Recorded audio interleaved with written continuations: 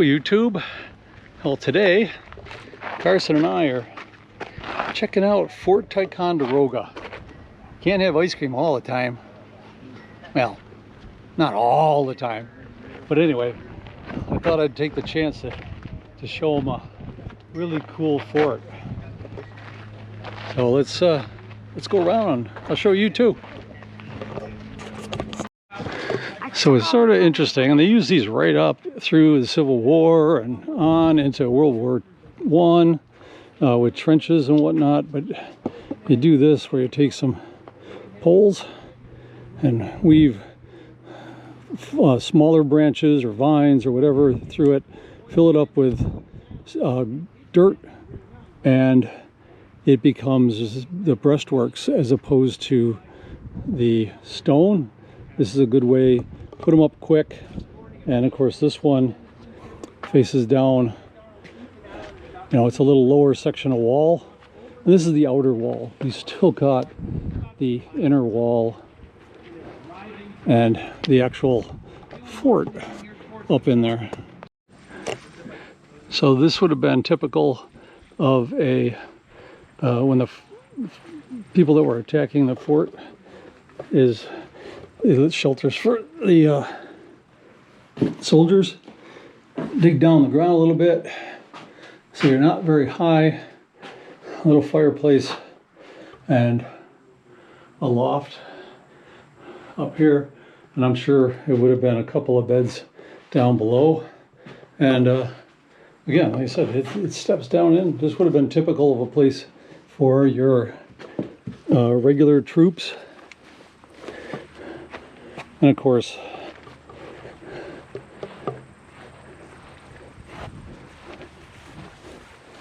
officers would have been a little bit bigger, a little bit nicer, but still a fireplace, just no loft.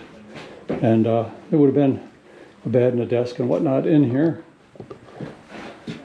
So just crudely put together, but they weren't meant to serve forever, just long enough to win the battle.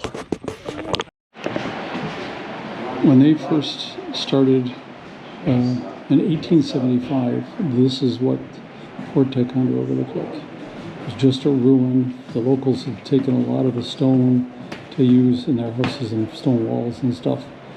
And when this was bought, or became, then they started redoing it. And I remember them still working on it in my lifetime. So this is a depiction of David Parry. He was 16 at the time, and he found himself alone with only a stump between him and the French.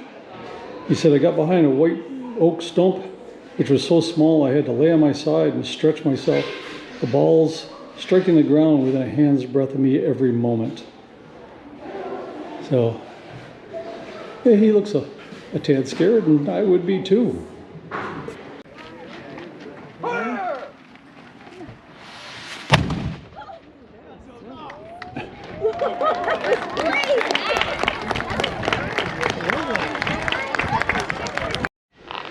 So this is a classic star-shaped fort where this side can protect that side and vice versa, the walls.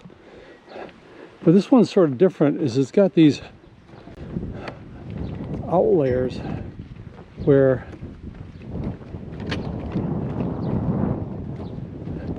they just sort of expanded the fort out again. I suppose people could try to get through the middle and get caught up. But to get an idea of the construction, it's not the rocks you see on the outside, but it's just rubble, lots and lots and lots and lots and lots of rocks cemented together, and obviously they need to do a little bit of maintenance. I think this particular spot could be remembered by my son Sean and his wife Sarah, because this is where he proposed to her.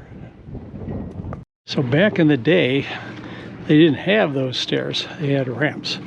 Imagine pulling cannon up their ramp, or marching, running up the ramp to man the guns. There's one in each of the four corners.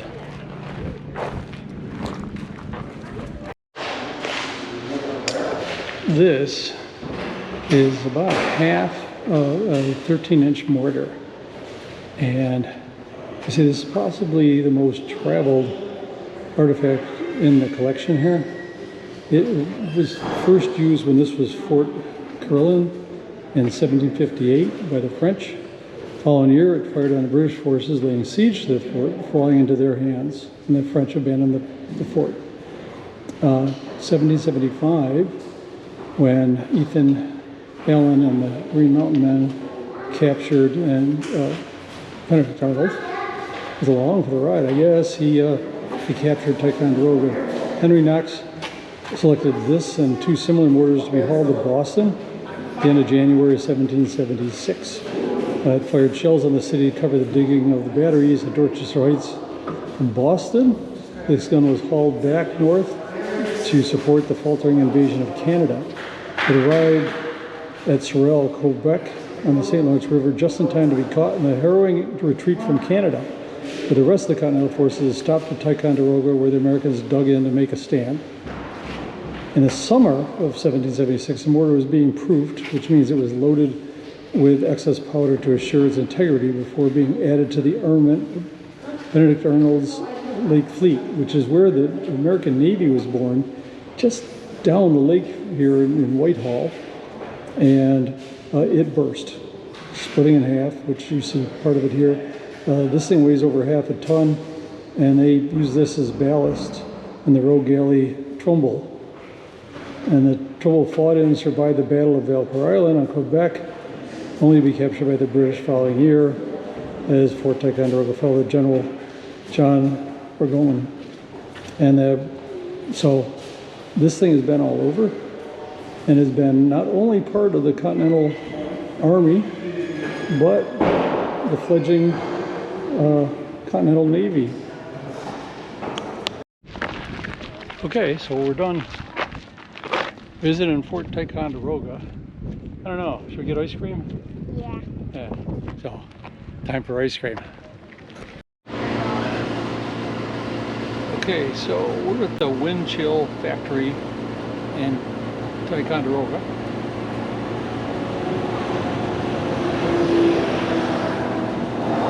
It's like 87 out degrees, so it's everything's melting.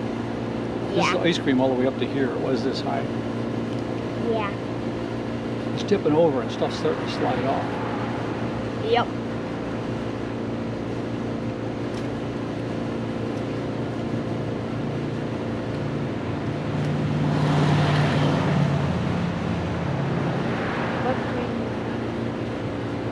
Oops.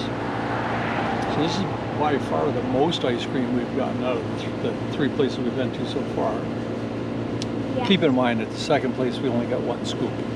We got the small because we had lunch.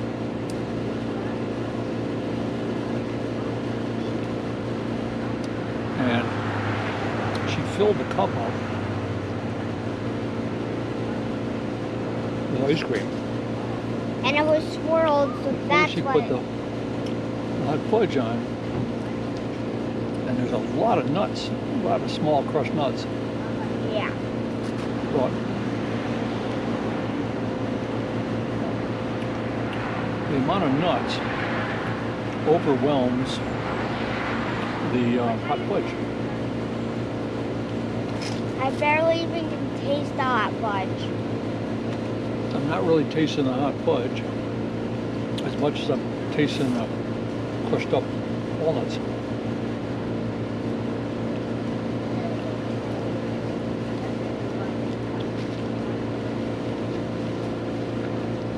And I want to ask The ice cream's a little denser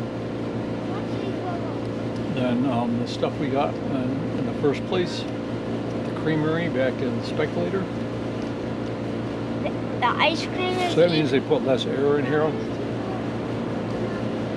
Because that's how soft serve works. They're pumping in a lot of air. So it makes it soft. So this has got less air than there. But I'm not sure. which one's better. We'll finish eating this and then we'll come back and we'll let you know.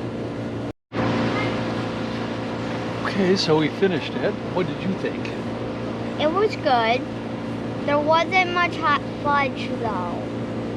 And there was a lot of nuts, which sort of overpowered the hot fudge. And the hot fudge sort of tasted a little more like dark chocolate than what I think of as the hot fudge.